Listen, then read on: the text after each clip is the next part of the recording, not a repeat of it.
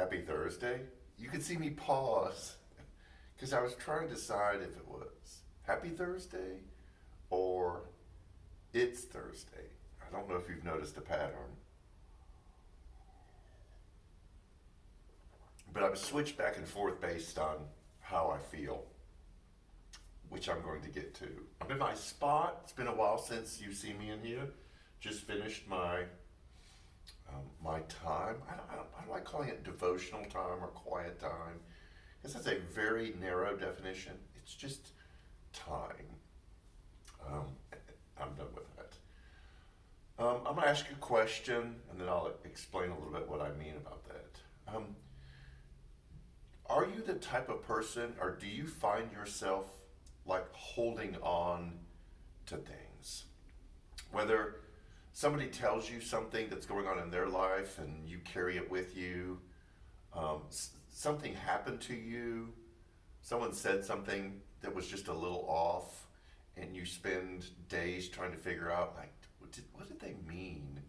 Did they?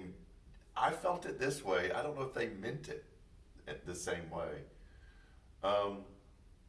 Somebody asked you to remember them or do something for them or take care of something for them. And what you find yourself after a certain period of time is just carrying all this stuff around.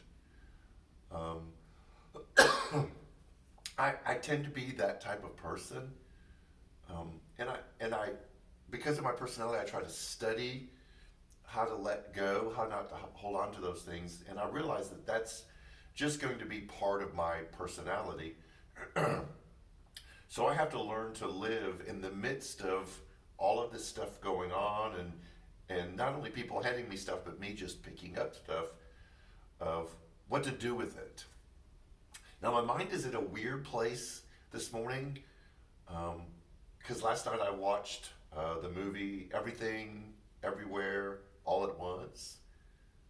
My mind is blown, so I'm still processing it. I'm reading philosophers. But basically, the bottom line premise of the movie is every choice that you make changes the path of your life and creates a different life for you because of that. And so that only added to this, oh my gosh, now that I've got all of this stuff, I better make the right decisions. I better do the right thing. And so it made everything a little bit heavier, which I don't regret watching the movie, but I'm having to process it. So my job is I go through the week at the church, all the things that we have to deal with, like in staff meeting yesterday, we have this thing that we're trying to work through. And it's behind the scenes. It's just hard sometimes to push through difficulties and go, okay, this is what we've got to do. So that's weighing on me. Every week when our giving numbers come in, I just cringe a little bit going, oh God, please let us help make us through another week. We've been on the other side of COVID for just under 3 years now. We're still here. We've paid for stuff around the building. We've kept the lights on. We've hired people. So God has been really good to us. We've got a big project coming up that I might have to talk about, a repair project. Every little thing just seems to weigh a little bit heavier. So let me get a sip. So there is this thing that I'm wrestling with. It's going to be part of our Sunday conversation, and that is, how do I, in the midst of everything that's going on in the world, the stuff that I have to take care of, the stuff that people hand me, the stuff that I pick up, just the barrage of life, how do I find contentment? And this is what's helped me a little bit in reading scripture and just information about contentment, is I think we've misdefined contentment. We've kind of done the same thing to contentment that we've done to forgiveness, and that is we've put some stuff on it that it never was supposed to entail. Forgiveness was never to alleviate the other person from the consequences or responsibility of their actions or from hurting us. Forgiveness is a gift to us so we don't have to carry all that stuff around. So as I've been reading about contentment, and this is really some interesting stuff, contentment isn't like this lobotomized, zombie-like moving through the world where nothing phases you or nothing bothers you. And so none of us think we can find contentment because we think it means that we're not bothered by anything. And what I'm discovering about contentment is true contentment that Jesus referred to, that Paul writes about a lot, is not being isolated from the world and not feeling what the world feels. You still get frustrated, you still get mad, you still get sad, you still are a real person reacting to things in the world. But what you find is this solidness, this unshakableness, that you're not whipped around by those things, that you still feel, but there's this place that you can find yourself, that there is this peace and this joy that recognizes struggle and difficulty, but is not jerked around by it. A whole new world was opened up to me when I was able to look at contentment that way, rather than just this cold, detached, isolated, unmoved by the things of the world.